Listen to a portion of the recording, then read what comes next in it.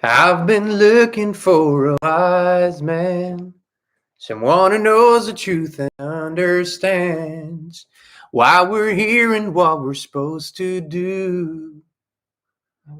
We're life. Hey, Inspired Tribe, how's it going? Welcome to the Inspired live stream here on the Inspired channel. It's a beautiful new week, at least in our book, because it's the first live stream. And we're excited that you're all here. It is Tuesday, March 9th, 2021, WON, and we are 11 days away from our 1-year anniversary, right? Yes. So March 20th, 2021 was the first live stream we did, and from there on out we did daily live streams for a long time, and then we switched to this format gradually. But here we are, 143 live streams in.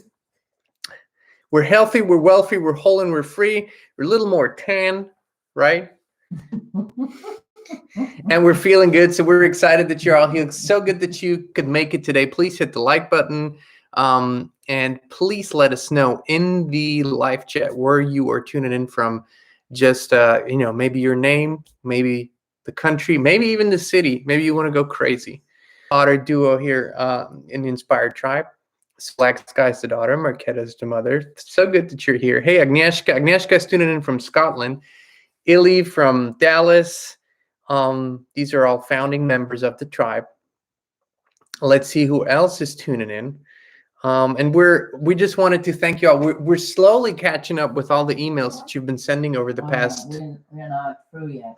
We're not quite through yet, but we're catching up with all of your emails. And thank you so much. So many beautiful, beautiful emails that touch our hearts, and that we're just so grateful that, If Ray for More is watching today. Ray for More? Yes, Betty. Her name is Ray for More. It seems that her mailbox is maybe full because our junior coaches reached out and they couldn't go through either. And I have already sent 3 or 4 or 5 emails. So okay, so Ray for More, aka Betty. If you're here, if you see this, please reach out. Apparently your email inbox or something is full. The junior coaches couldn't reach you. So please, because Ray for More has signed up to be a practice client. Yes. And we'll talk about that a little more later on. Hey, Emma's tuning in from Italy. Welcome everyone. And then Barb, I see, is tuning in from Rochester, New York. There's a lot of Rochester people here in Nashville. Our first neighbor here when we moved to town is from Rochester, a famous guitar player in town. So yeah, today's topic is actually not going to be just today's topic. I think we're going to probably expand this at least over the next few live streams. It's a very extensive, very big topic, but it's very important. And the question was that we asked you guys is really the main question is, what do you think the future needs from us? And the reason why we asked that is because, we so often say, well, it's so important for us to leave a better planet, a better world, a better earth for our children, for our future generations. And that is definitely, most definitely true. And I believe we're working on that. I believe we're doing that every day. But also, I believe that we need to leave better children for the future. We need to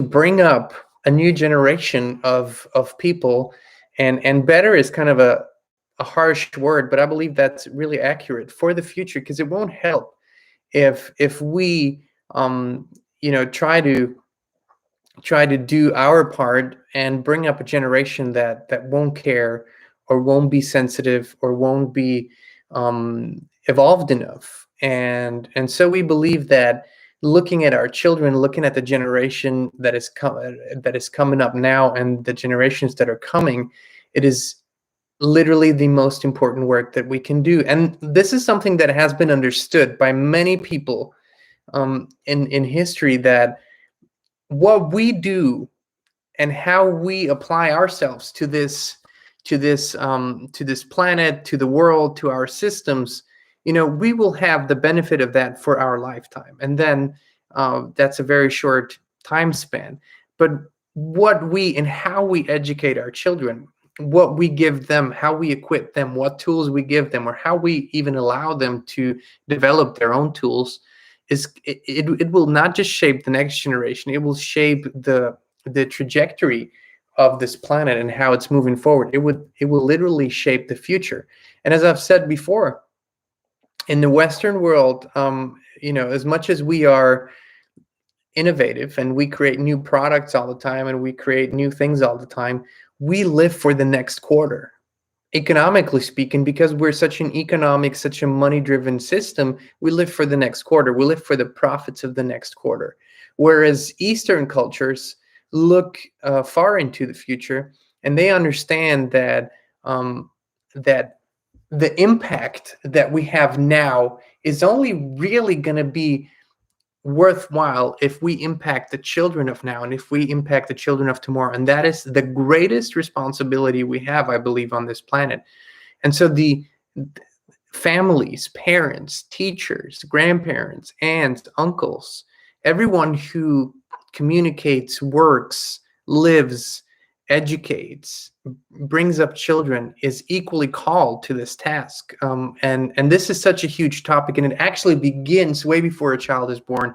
And so we want to dive into this topic over the next couple of days, which is pretty much going to be around children, around parenting, around education, and what we believe a course of action that we need to begin taking. I believe it already has started, but that we can expand on.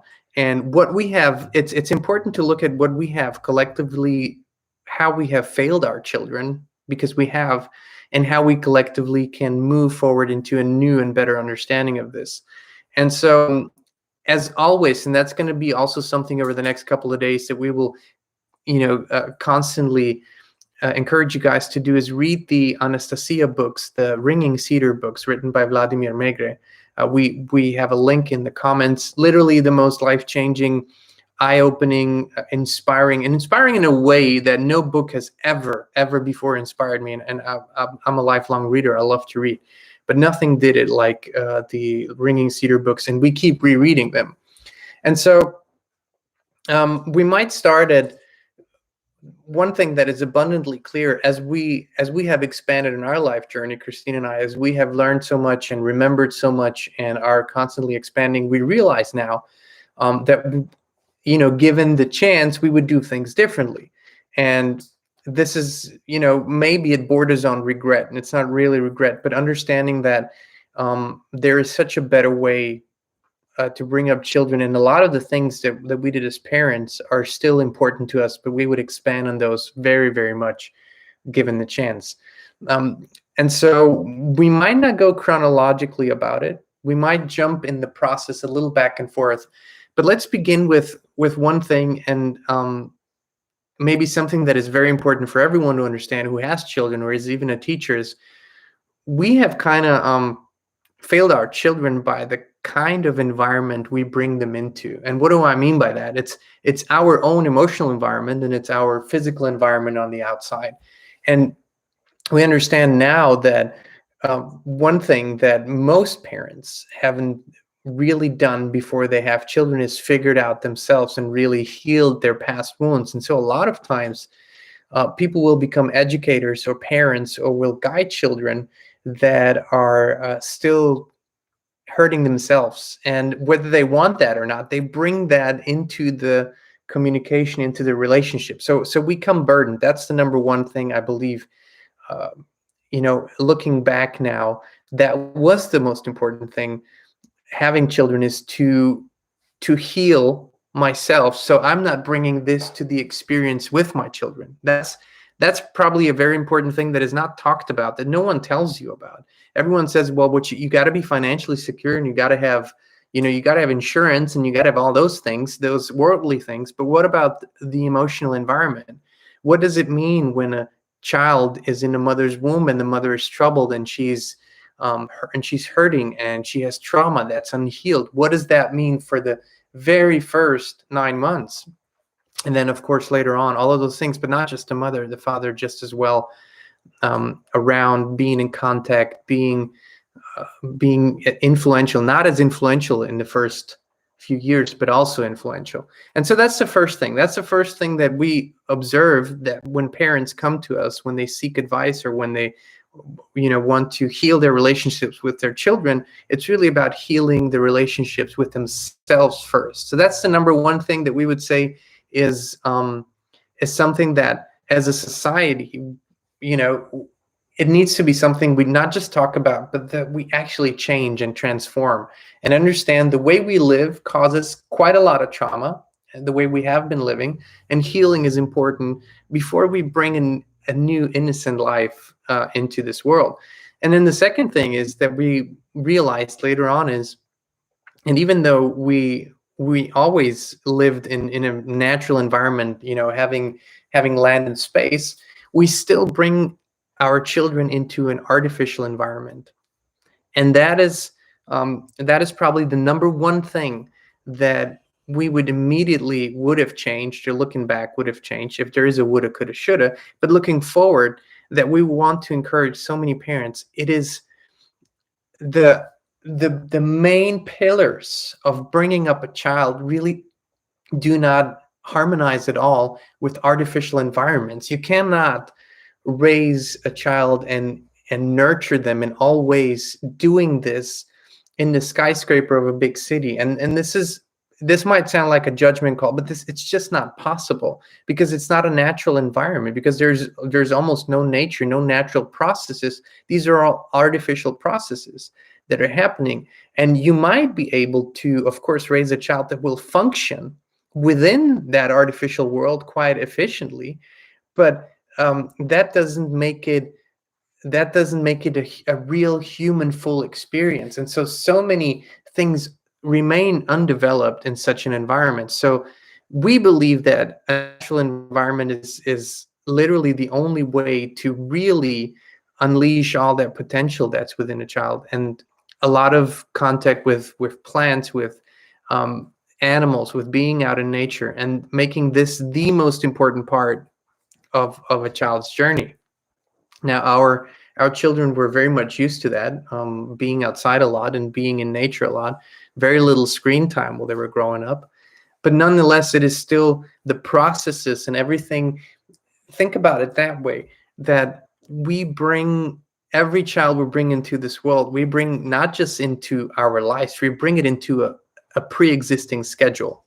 It's like the world has a schedule that it runs on. When do certain things begin? When does work begin? When does school begin?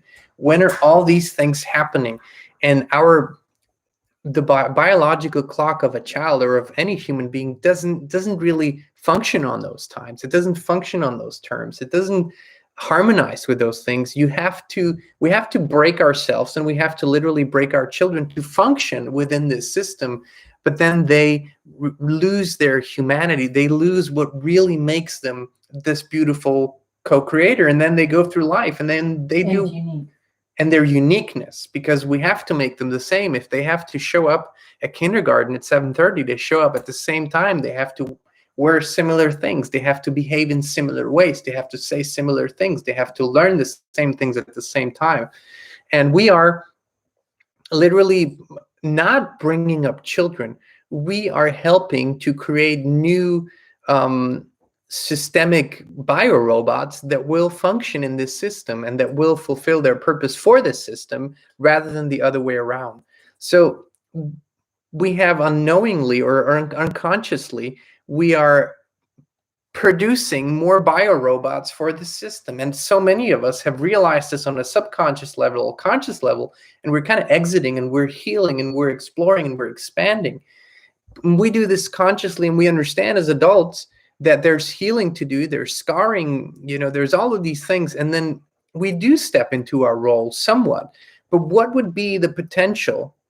How amazing would it be if a generation to come doesn't have to go through this process? It doesn't have to first hurt and suffer and get scarred before it heals and actually begins to understand what human life really is.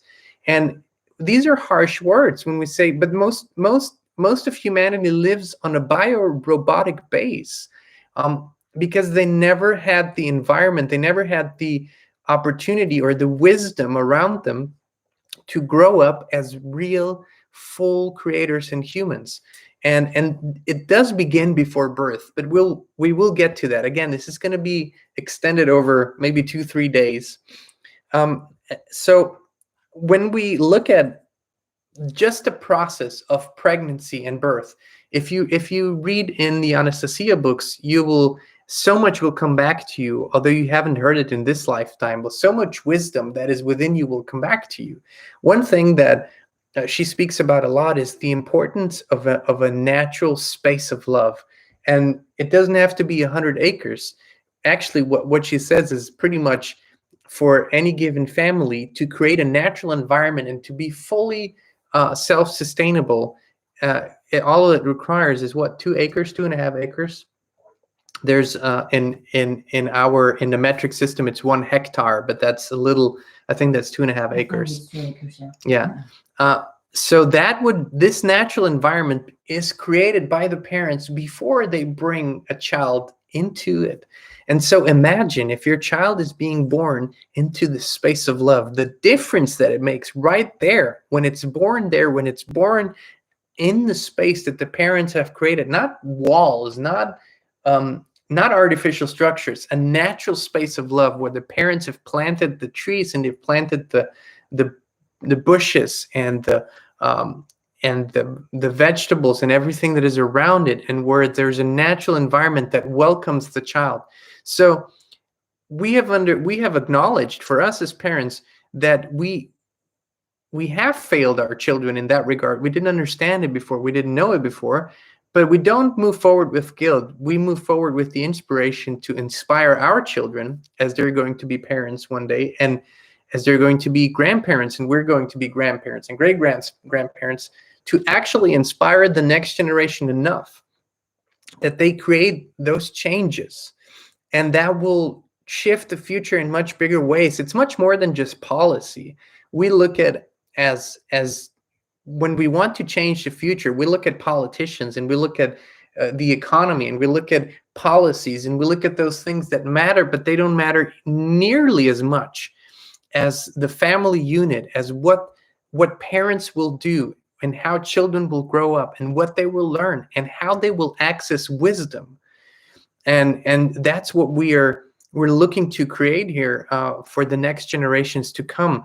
Because looking at it in a 20-30 year lifespan might seem almost a little depressing, because there's only so much shifting that happens within a system in that lifespan. But if you have wonderful, universal, positive, beautiful influence on the next generation that is born, if you are a true teacher to them, a true father, mother, grandparent, sister, aunt, uncle, whatever role you play, if we bring these children into a space of nature and wisdom and love, they will be that which every parent seeks. Is, every parent wants their child to be better, greater, smarter, wiser than they are. And this is something that a lot of non-parents always, they say, well, they look at me and say, well, your son Noah, he's taller than you. I said, well, and Noah teases me, says, well, I'm taller than you. I said, well, it's kind of what every parent wants. They want their children to exceed their own limitation. They want them to be smarter, better, wiser, and better creators. And this is not just for my children, for every child on this planet. And so parenting, education are such important subjects, and they're pretty much as emotionally loaded as abundance, money, and all those things, because naturally as parents, we don't want to think that we have fundamentally, failed our children in a certain way. And when I say failed, I just mean we didn't understand before. We didn't understand what things are really important and what aren't. We couldn't, because we weren't taught. And that's the key point. How do we not just learn this wisdom, remember this wisdom, and access it? How do we implement it? How do we influence the next generation that hears nothing but, in pop entertainment and music and rap and TV, there's nothing but degrading negative influence, because it doesn't elevate the human spirit. It doesn't elevate them as creators.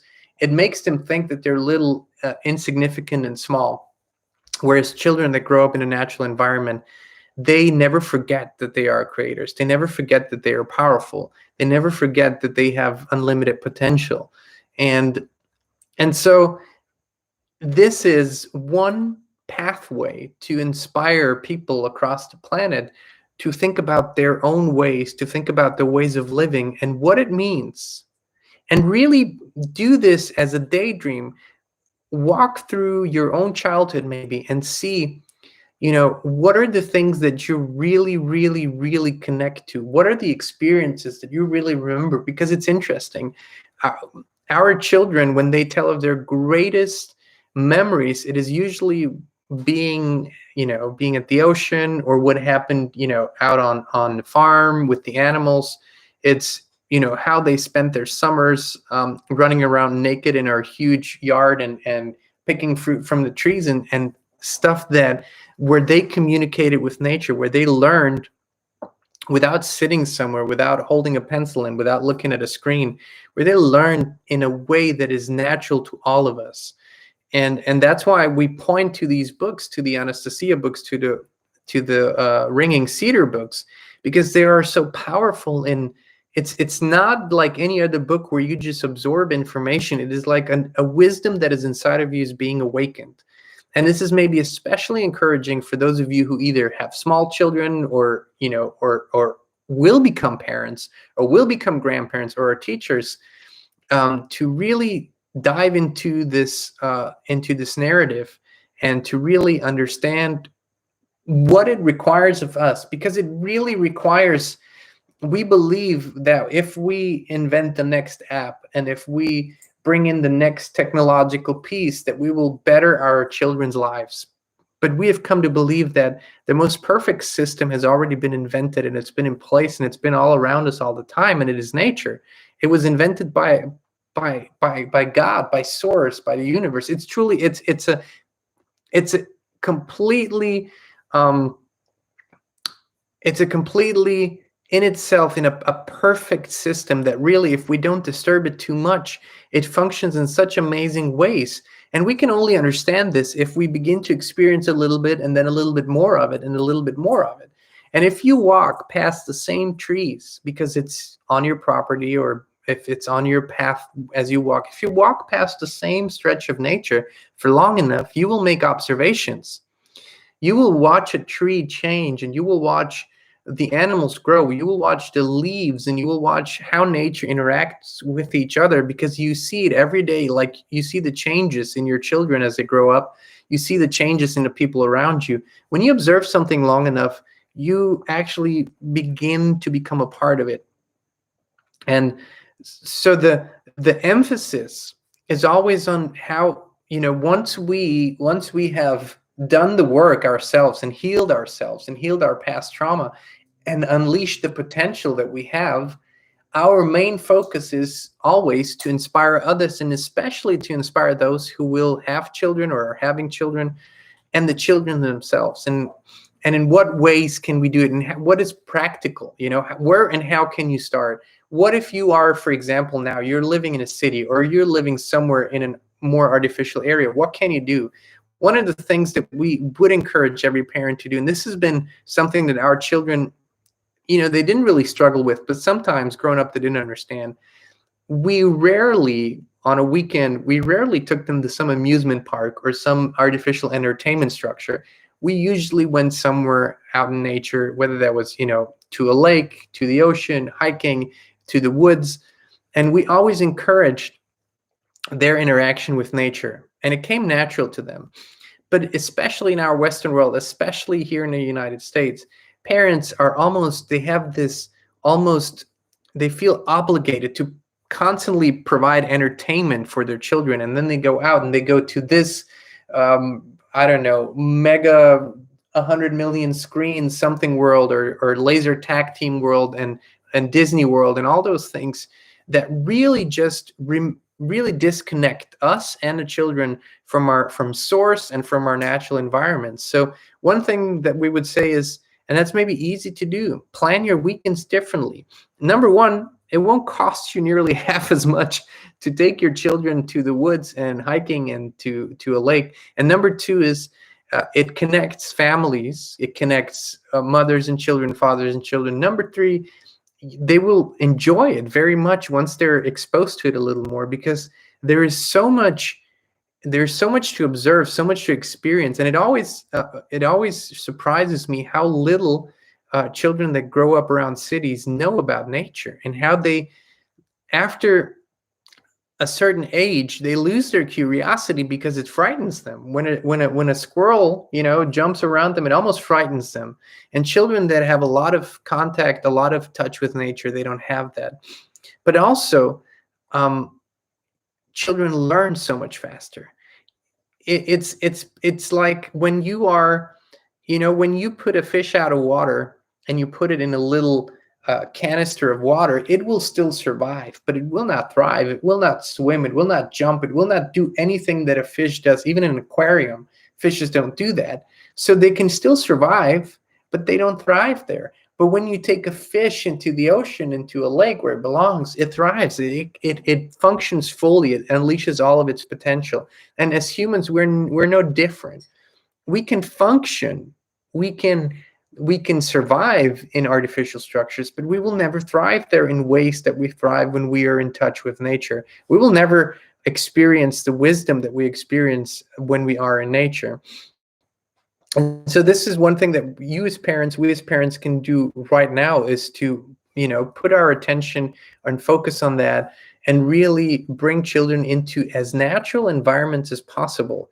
Sometimes it's going off the beaten path. Walk through the woods, wander around, look a little. Let them see how nature really functions. Let them be a part of it. Let them become a part of it.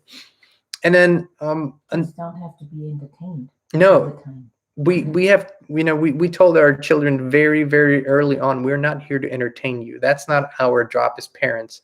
Because naturally, from their friends, they heard stories. Well, they went there and they went there, and their parents always had a program for them. They always had a schedule for them. And so that we don't believe that's our purpose as parents, to entertain you. We want to expose you to environments and to natural environments that inspire you to play games, to come up with your own things, to pick up a stick, pick up a rock, see what can happen, to be in that space. And our children very much grew up like that. But as so many of us, they have also been influenced by the world, and they've experienced influence. The more technology evolved, the more they experienced that, and they have a foundation that allows them to discern. But we see so many of their peers, so many of their friends that didn't have that or don't have that foundation. They can't. And we worry. We do worry, because we believe there's a generation coming up that unless we wake up to that, unless we bring our loving creationships to it, there's going to be a generation that will be completely ignorant to so many natural things. And this is, again, not a it shouldn't be a generalized statement. It's just something that we observe. And so we believe that is the most important work as beings that are on a spiritual path. What is the practical implementation of what we have learned? How can we allow our children to grow up more in a wise and natural way? And there's another thing that we observe, is that there's a trend among parents, and that is pretty much called no parenting, which means that parents pretty much say, well, my child can do whatever it wants to do whenever it wants to do that. And we believe there's a certain wisdom to that. If we didn't live in an artificial environment, you can't do that in an artificial environment. You can't do that within the system. And it isn't something that makes children necessarily very comfortable.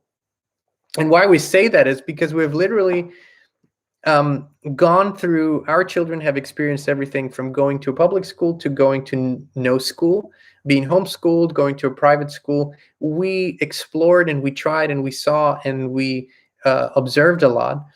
And one thing that we noticed is that our children thrived. They always thrived growing up when they had freedom with a boundary. So there was kind of a limit to that freedom somewhere, where they knew if they crossed that line, there would be a consequence for it. And it's not violence as a consequence. It's a parenting consequence of this far and not further, which is a lot of times simply a issue of safety, because in our artificial world, there are so many dangers that you don't have out in nature.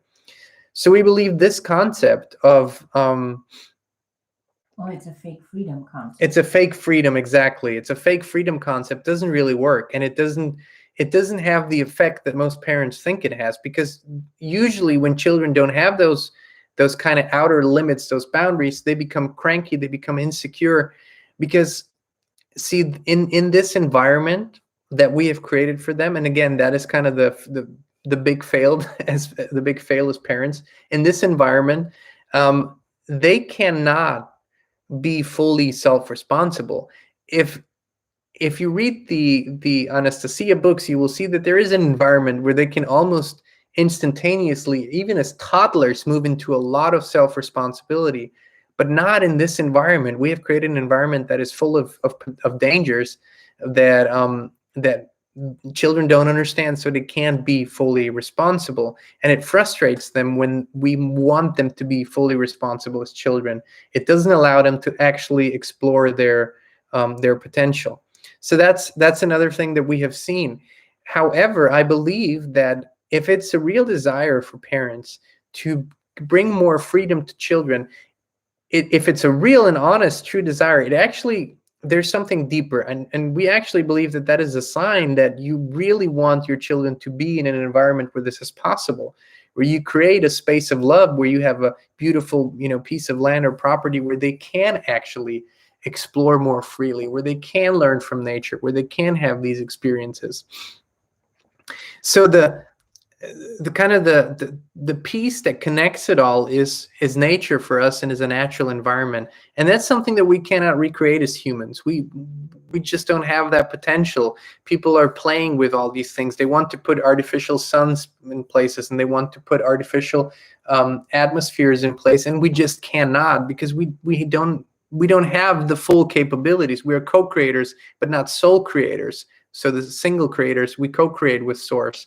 And Source has provided this amazing environment. And another thing that plays into this, and we will go deeper on these topics, is diet, and what we eat and how we eat. And this is another thing that you will read in the books. The divine diet works like breathing, and I won't take away from that. You will read it in the books and understand what it means if you read all the books. But we have moved away from anything that is natural and nutritious, and moved to processed foods, and moved to these things, and we don't understand fully what kind of an effect it has on our children. And we believe, that a treat should, people usually use candy as a treat, which is actually hurting a child more than anything. And I know we have been culturally programmed to think that way, but I will tell you a natural difference. And it's not that our children now, as they're, grown up, don't eat candy, but when they were little, we had a lot of fruit trees, and we had a lot of bushes and a lot of stuff. So that would provide natural candy, whether that was strawberries or apples or apricots or raspberries, blueberries. So to them, when they felt like something sweet, they went outside and picked it from the tree. And we always had a fruit bowl on the table. So when we had a birthday party and invited other kids over, there would be the big fruit bowl and there would be the candy bowl. And interestingly enough, while most children went to the candy bowl, our children always emptied the fruit bowl first. And it's not because we indoctrinated them, it's we offered it to them. And you will notice one thing. It makes a huge difference when you offer the natural thing to children from the very first day. That is what they're going to gravitate to, because they have a body intelligence that steers them there. We have to teach ourselves to eat artificial foods. We have to teach ourselves to smoke cigarettes. They don't taste good. We have to teach ourselves to drink hard liquor. It doesn't taste good. And so we also, children, once they're used to the natural thing, it is much harder for them to switch to the artificial, which is actually something preferred. But what also happens is, we don't understand as a society yet the full effect of what food actually all does. It is not just a source of energy for the body. It is actually a source of health for the body. And for example, if you have a fruit tree on your property and your children, and you communicate with that fruit tree every day just by looking at it, just by tending to it, by if necessary in the beginning, watering it. If you have planted it, you have a relationship. Your children have a relationship, and then they play around it, and then they sweat around it, and they non-physically and physically communicate with the plants. The plants actually produce fruits and vegetables that have healing properties for the children, that whatever their deficits are, the plants provide. And there is so much wisdom that we're just beginning to remember, that if we implement it, if we learn more about it, if we actually practically implement it, we can create really a powerful new future. And we can, within a few generations, maybe one or two, create a whole or bring a whole new generation up that will have a completely natural and a different relationship with things than we have.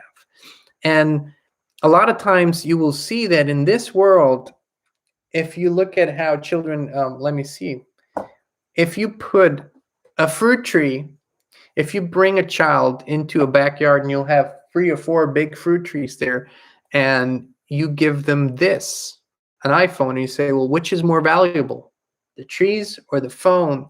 Most children will pick the phone, because it's not their fault. They simply have been taught that this is something that we worship. This is something that people are willing to buy cheap processed food in order to afford this. And this is the kind of a symbol for where we have gone in the wrong direction. But the beautiful thing is that we are now in a faster pace than ever, exploring and remembering where a better path is. And the beautiful thing also is that this is not new. We're actually remembering this information that is coming from cultures that have thrived thousands and thousands of years ago, that we don't know about, we've never learned about. We don't know that there has been a culture on this planet and nations on this planet that have lived in absolutely harmonious and amazing ways.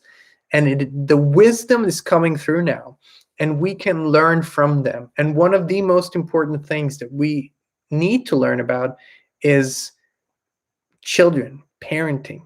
And we will talk about in the next days about conception too, and about the importance of a conscious creation.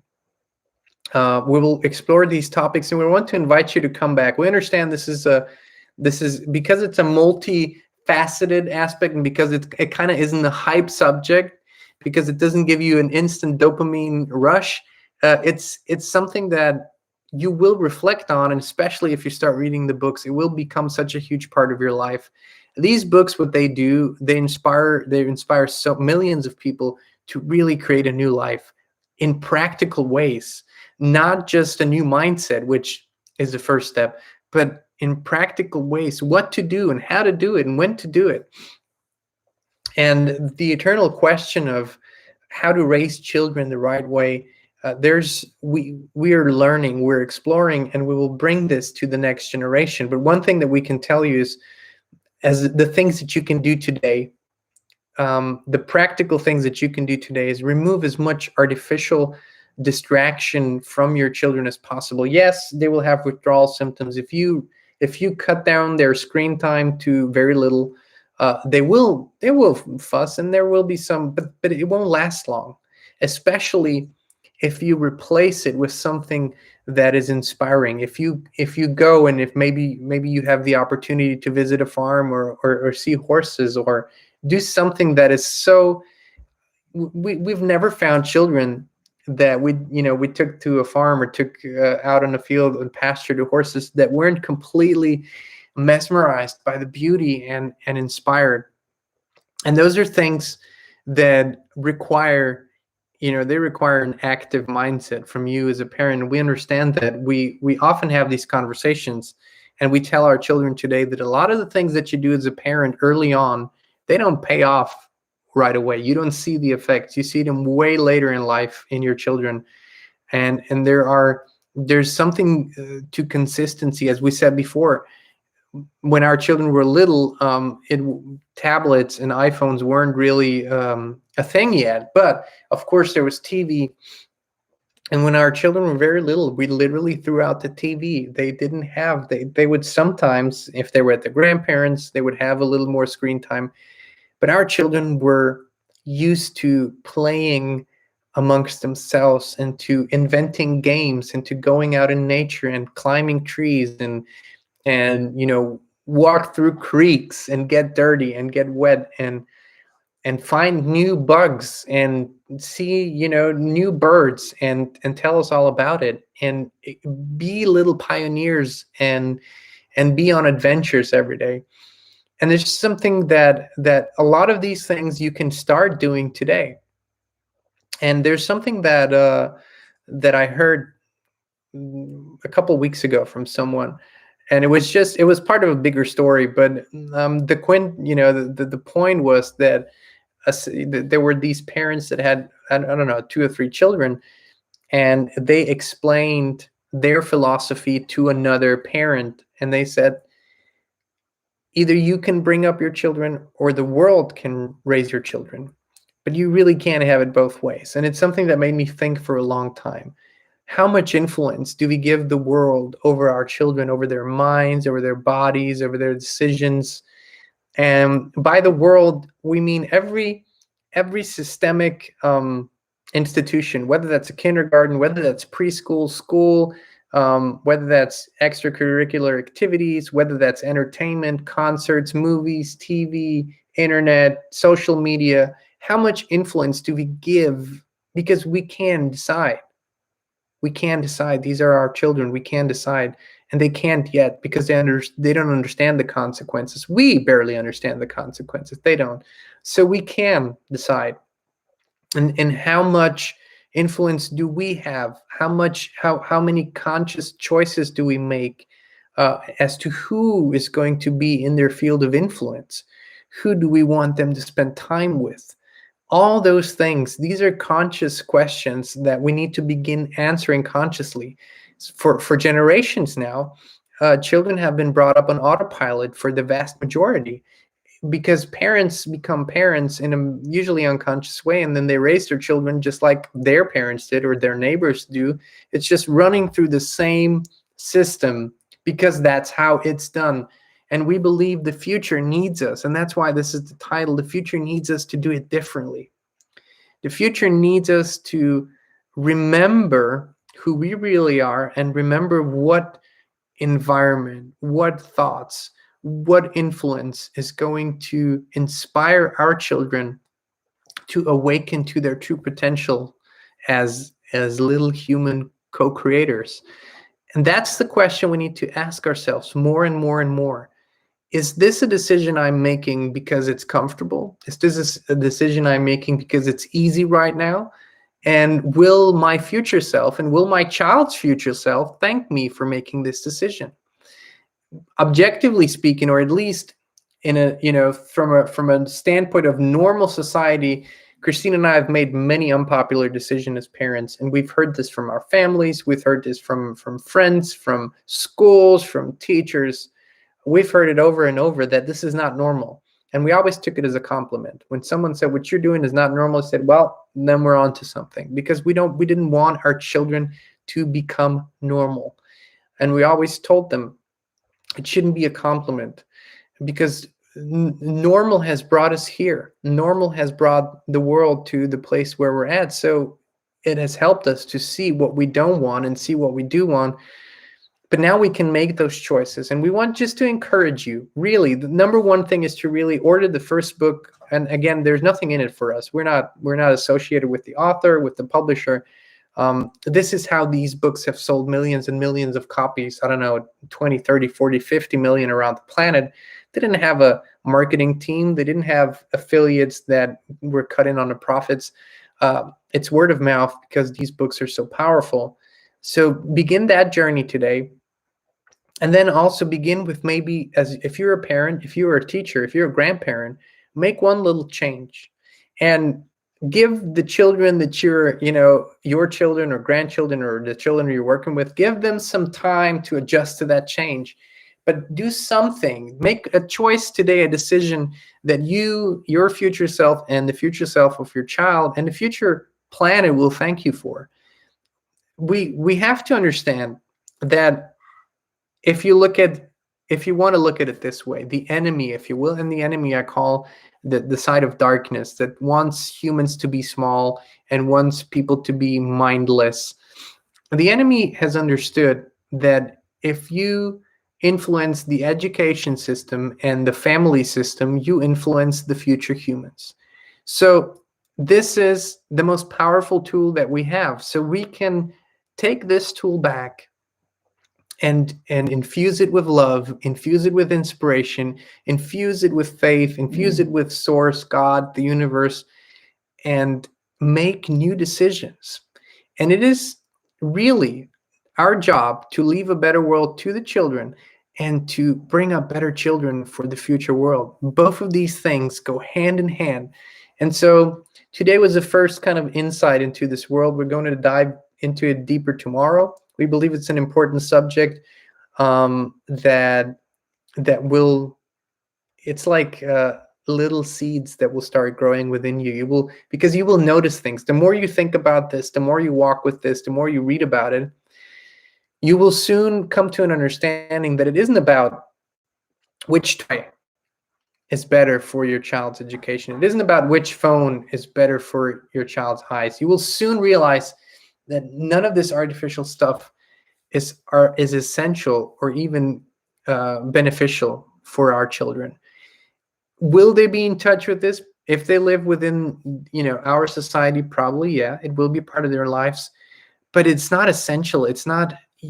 You will see this. You will see the difference, and we've seen this so many times that when our children were next to other children who were exposed to more artificial environments, the difference was huge, but not in terms of smarter, better. The difference was huge in their awakeness, alertness, in their being alive, in their being present, in their feeling, in their expression.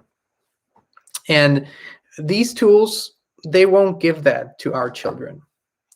Yes, we use them, of course. Isn't it beautiful to be able to look up a YouTube video, find something, learn something? Yes. So it's not about condemning technology. It's about understanding that it cannot replace our place as parents and teachers and grandparents and leaders for our children. It can only be of support, and we should minimize that role, we believe, and put emphasis on nature and put emphasis on children that will understand that it is, as much as the planet nurtures us, it is our job just as much to nurture this planet and to love it. And when they have a loving relationship with nature, they will be far less likely to become abusers of other people and nature, far less likely to be harmful to this planet. And so this is a spark. This is the beginning of a spark that we want to put out there. We will speak more about our views and the views that we have learned over time and experienced. We will mainly speak about the things that we have experienced as parents and that we have, the changes we have made, because it's only really powerful when you speak from personal experience. But there are certain things that we haven't experienced yet and that we look forward to, things that we already know we will do different as grandparents, things that we already know we will encourage our children to do different than we have done them. And all of this is a beautiful journey. And we just encourage you to walk with these thoughts. What can you do today? What can you change today? Maybe bring, if you haven't been paying attention, bring fruits into the house. If you haven't been paying attention, or if you believe your children don't know, show them where they come from. Bring them to a field, show them how food grows, show them how fruits grow, expose them to that environment, bring them into the vicinity of animals, let them explore nature, and you will see how much joy they will find, and you will find in it.